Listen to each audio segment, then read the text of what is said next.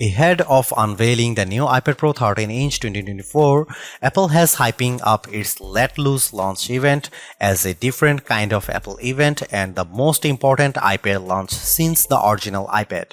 And now that the dust has settled, it seems that the hype was largely justified. The iPad Pro 13-inch along with 11-inch model that was also announced is an incredibly accomplished and versatile device that, as the marketing spiel that accompanies it makes clear, features plenty of firsts and best. It's the first time an Apple M-Class chip has debuted in an iPad rather than a Mac. It's the thinnest ever Apple device and it has the best screen you can get on a tablet. The iPad Pro 13-inch is clearly a product made by a market leader at the top of its game. It's a stunning bit of kit that's packed with cutting-edge tech and is a shoe-in for the best tablet you can buy in 2024 for its specs alone. But this also means somewhat counterintuitively that this is not a tablet for everyone. For a start, along with the lofty specs, features and performance claims Apple is making for the iPad Pro 13-inch comes an equally sky-high price tag, $1,299 for the base model and $2,199 is for max specs model. That price immediately puts it out of the reach of many people, and this is clearly not a tablet that's designed for just browsing the web and watching videos on the couch. The fact that the new iPad Pro is also a showcase for Apple's brand new M4 chip suggests to me that this isn't a tablet that's simply designed to replace your older iPad, Amazon Kindle or Galaxy Tab, but a device that's designed to replace your MacBook. And when put into that context, the price of the iPad Pro is much more understandable.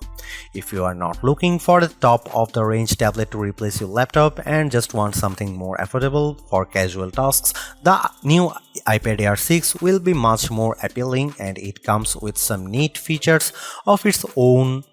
However, if you are after an accomplished with a kit that can handle some seriously heavy workloads, including video editing and music production, while also coming in an incredibly thin and light form factor, then the iPad Pro 13-inch could prove to be a very sound investment indeed. If, like me, you were surprised to see the M4 chip debuted in the new iPad Pro rather than in a Mac, the new design of this tablet goes some way towards explaining the decision. According to Apple, both the incredibly thin body and the tandem OLED technology that powers the new Ultra Retina XDR display of the new iPad Pros are only possible thanks to advancement with the M4 chip, primarily around energy efficiency, thermal performance, and a new and improved 10-core GPU and new display engine to handle the more demanding screen. Apple claims that the M4 chip can provide the same level of performance as the M2 chip using half the power. Of course, the M4 chip can also provide much higher performance than the M2, but this level of power efficiency has allowed Apple to make the iPad Pro 13-inch incredibly thin and light with dimensions of 281.6 by 215.5 by 5.1 mm and weight of 579 grams. This is thinner than the 5.9 mm thickness of the iPad Pro 11 2022 and noticeably thinner than the 6.4 mm of the iPad Pro 12.9 2022. In fact, Apple goes as far as to say that the iPad Pro 13-inch is the thinnest device it's ever made. It certainly feels that way. Quoting, "Dimensions of won't give you a real idea of just how thin the iPad Pro 13-inch 2024 is. You need to see it and feel it for yourself. Despite having a larger display than the previous model, the 13-inch iPad Pro is easily portable, especially if you are used to carrying around a 13-inch laptop. As for Apple's claims that it's the thinnest device it's ever made, I put it next to an AirTag, the thinnest Apple product I had to hand, and the iPad Pro 13-inch 2024 is indeed thinner, even if only just. This is quite the achievement considering that one of these devices is a premium and powerful tablet computer and the other is essentially a location tracker that's designed to be as universal as possible when attached to your belongings. Having such a thin, light and expensive device might be a bit concerning for some, and the iPhone 6 Plus will still be in a lot of people's mind even after all those years. The good news is that despite its incredibly slim design, the iPad Pro 13-inch 2024 feels impressively robust, and while you won't want to go throwing it around as you might a cheap and cheerful Android tablet that costs a fifth of the price, you won't feel like you are handling a delicate artifact that could shatter at any moment. As you might expect, a range of covers and protective cases are available for the iPad Pro 13-inch from Apple itself and third parties like Logitech. I'd certainly recommend buying one to help protect your expensive purchase, especially as many, such as Apple's new Magic Keyboard, add additional features to the tablet. The body of the iPad Pro 13-inch 2024 is made with 100% recycled aluminum, and not only is this good for the environment, but it helps give the iPad Pro a solid and dependable feel without being too heavy.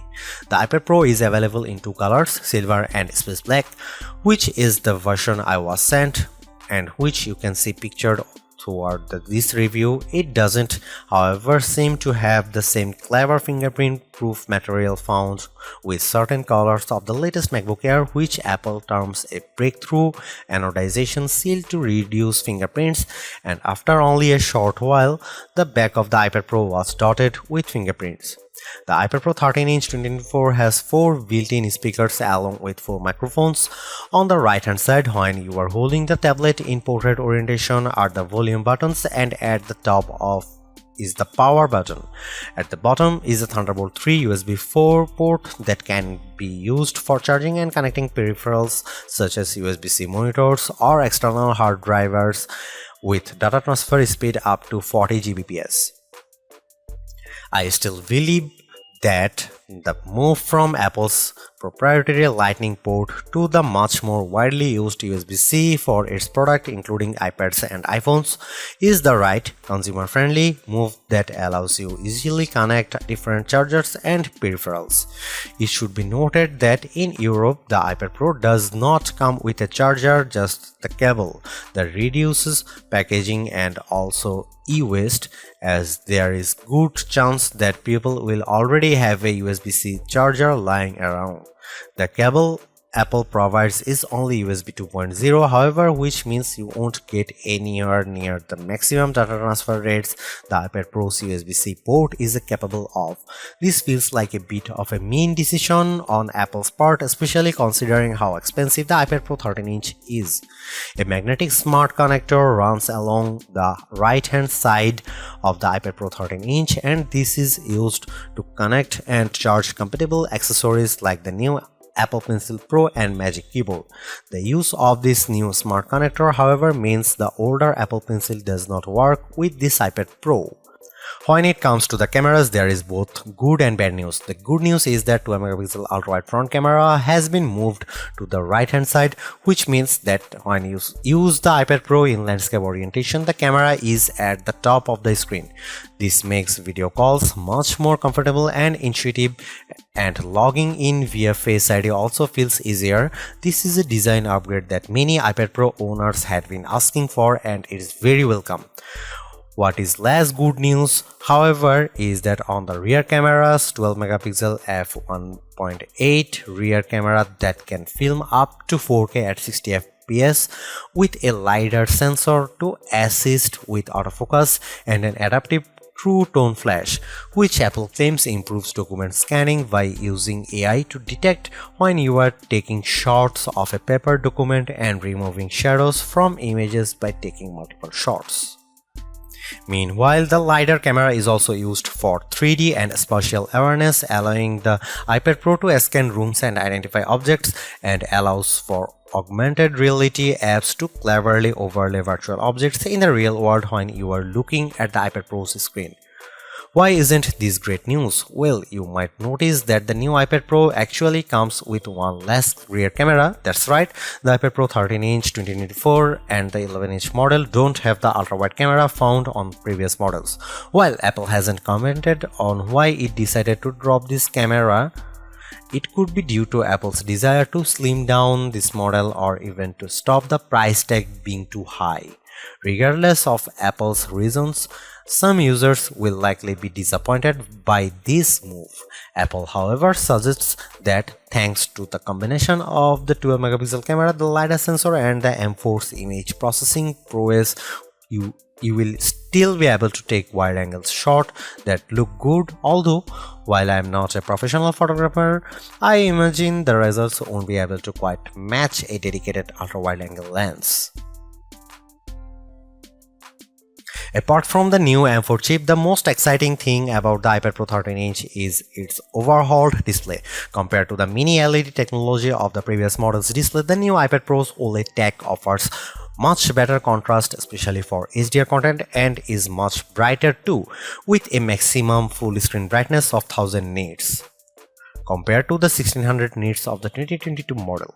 I compared the new iPad Pro 13-inch 2024 and the 2021 model, which features the same display as the 2022 one side by side, and several differences were immediately apparent. Watching the same Dolby Vision 4K footage, the new iPad Pro 13-inch offered more detail in very dark scene, with textures visible that are obscured by shadows on the 2021 model. There was also no visible bloom with the iPad Pro 13-inch 2024, which is where some light leaks from bright objects into adjacent dark areas. Comparing the iPad Pro's screen side by side, other more subtle differences were noticeable. For a start, the color temperature of the new iPad Pro's screen is warmer than the 2021 models, which means whites had a slight yellow tint compared to the blue tint of the 2021's screen. This was with both iPad Pros set to their default display settings and with True Tone turned off. True Tone is an Apple-specific feature that adjusts the color of the screen depending on the ambient light you are using the iPad in. By default, this is turned on, and for casual use, I recommended you keep it on for the best image quality. Although, if you are working on a project that requires color accuracy such as photo editing, then you will want to turn this off. As usual, the iPad Pro 13-inch 2024's screen offers support for the wide P3 color gamut.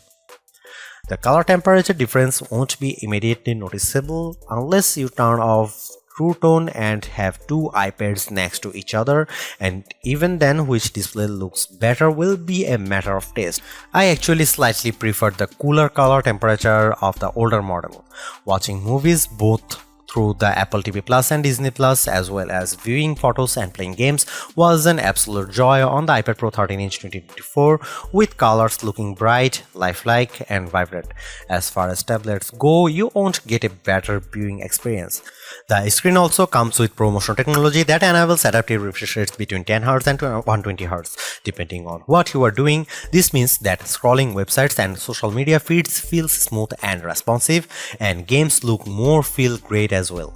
The display of the iPad Pro 13-inch 2024, which Apple calls Ultra Retina XDR, is capable of lower refresh rates than its predecessor, which won't make too much of a difference viewing wise but could help to prolong battery life when a fast refresh rate isn't needed.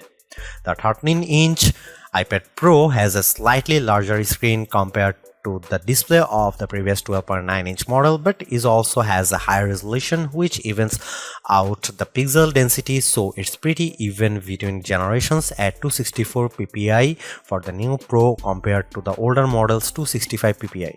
The more pixels per inch a display has, the sharper and more detailed the image quality. The iPad Pro 13-inch 2024 uses some rather unique technology dubbed Tandem OLED. This is essentially two OLED displays layered one on top of the other with their combined brightness resulting in dazzling images. Some OLED displays can struggle with peak brightness, and this tandem technology is an attempt to rectify that. It certainly seems to have worked, as I had no trouble with viewing the iPad Pro 13-inch 2024 screen in all manner of lighting environment, even outside in bright sunlight. By effectively halving the burden on each panel to display bright pixels, such OLED screens should avoid instances of burn-in, where static images can sometimes remain visible after they have been displayed, an issue that OLEDs can be susceptible to. During my time reviewing the iPad Pro 13-inch 2024, I didn't see any evidence of burn-in, although this isn't necessarily surprising, as it often only starts to appear after many hundreds of hours of use. Regardless, I never worried about it either. One thing to note is that due to the 3:2 aspect ratio of the 13-inch iPad Pro, when you are watching widescreen videos in ratios of 16:9 or especially 2.39:1 cinema ratio, you will see two prominent black bars above and below the picture, unlike previous models which had quite different tech depending on the screen size you choose. With the latest 13-inch iPad Pro and 11-inch iPad Pro, there is no quality penalty if you go for the smaller version. Both use the same technology, and as mentioned, they have different resolutions that equate to the same pixel density. This is a welcome change, as it means that if you had rather have a smaller iPad Pro, you are not going to miss out on the visual goodies. You can also configure the 1TB and 2TB models to come with nano texture display glass. This premium finish helps to reduce glare and reflections and could be of interest to professionals who will be using the iPad Pro for a long periods of time in locations such as studios which have a lot of bright lights. You can't get this screen tech with the smaller capacity models, and you have to pay extra $100 for the privilege. Apple sent me the iPad Pro with just the standard glass, so I was unable to test out of the nano texture glass, but I have seen it in action on the studio display, and it does indeed do a good job of reducing glare. Whether or not this is enough to justify spending $100 more will depend mainly on what you are using your iPad Pro for. Even without it, I found that glare wasn't too bad thanks to the brightness of the screen, although reflections were visible. Overall, the display of the iPad Pro 13-inch 2024 is easily the best you will get on a tablet device, and it even competes with the best laptop displays as well. That said, the dual OLED setup has clearly impacted the overall price of the new iPad Pro, and while it's a step up over its predecessors, I don't think the screen on its own would justify upgrading if you have an older iPad Pro with a mini LED screen. However, the iPad Pro 13-inch 2024 has a few more tricks up its sleeve. The surprise appearance of the completely new M4 chip in the iPad Pro 13-inch 2024 feels more and more like a real statement of intent from Apple. No longer is the iPad Pro a less device than its max, surviving on leftover components and carrying baggage from its mobile-first origins. It's now a fully fledged productivity machine that isn't just worthy of the same kind of powerful components as the best MacBook Pros, but in fact now leads the pack when it comes to Apple Silicon. Indeed, the latest MacBook Pro 14-inch model comes with the now last generation M3 chip. This is a move that will no doubt please iPad Pro owners while possibly annoying MacBook fans, and the result is a device that is far more powerful than any other tablet out there. By skipping the M3 generation for the iPad Pro, Apple claims it was able to create a new iPad that would not otherwise have been possible despite the M3's proficiency. This is primarily evident in the improved power efficiency that allows the iPad Pro 13-inch 2024 to be so thin while also supporting the dual or tandem OLED setup. According to Apple, the new M4 iPad Pro boasts 20% better thermal performance, while offering 4 times the rendering performance of the previous model. It also offers 50% faster CPU performance compared to the M2 chip, again according to Apple. I'm a huge fan of Apple's M series chips. I feel that they have breathed the new life into Apple's Mac products, so to see a tablet with the cutting-edge M4 chip is incredibly exciting. Of course, for many people it's absolutely overkill, but for the first time I really feel like the iPad Pro could be a replacement for my MacBooks, especially when paired with the new Magic Keyboard cover that essentially turns it into a laptop. While the M4 chip will no doubt be able to handle Mac OS and desktop applications with ease, and the iPad Pro 13-inch 24 comes with iPad OS 17, which is a lighter mobile operating system. That doesn't necessarily mean the M4's power is surplus to requirements. Many iPad apps remain relatively lightweight in order to ensure that they run smoothly on all models. However, a growing number are becoming increasingly feature-rich and complex, coming close to the functionality offered by Mac OS desktop applications. This is certainly true of Apple's own apps. I got to play around with the upcoming release of Logic Pro for iPad 2, a fully featured DAW digital audio workstation app which allows you to record and edit music. It's the kind of application I use a lot on my MacBook Pro, and when you have got a particularly ambitious project on the go with multiple instruments, you need a capable machine that can keep up.